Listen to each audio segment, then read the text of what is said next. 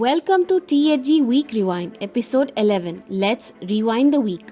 Last week in Shimla, locals, BJP members and Hindu organizations protested against Sanjoli Mosque, citing illegal structure.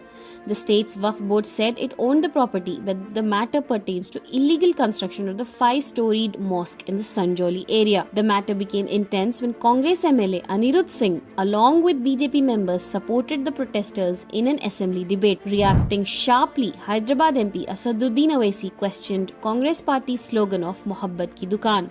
Last week, Rahul Gandhi visited the US where he attacked the BJP RSS ideology.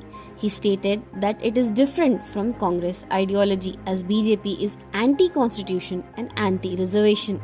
This sparked huge outrage from the BJP. Maulana Kaleem Siddiqui and Umar Gautam and 10 others were sentenced for life in a case of mass conversions. Jamaat-e-Islami Hind criticized the court ruling. Its president Syed Sadatullah Hussaini voiced concern over the court's ruling, rejecting claims of forced religious conversion and stressing that Islam and the constitution upholds the right to freely choose and practice one's faith. Leftist political icon Sitaram Yechury passed away on Thursday at the age of 71. Leaders across the political spectrum expressed their condolences and mourned the loss of a prominent figure in Indian politics. The All India Muslim Personal Law Board launched a QR code to gather mass feedback in response to the Joint Parliamentary Committee's recommendation on the Waqf Amendment Bill. With the JPC inviting public opinion, All India Muslim Personal Law Board is making every effort to mobilize opposition against the bill. On Friday, Coimbatore hotelier Srinivasan was seen apologizing after his talk addressing Nirmala Sitharaman on different GST on different foods, causing several issues, went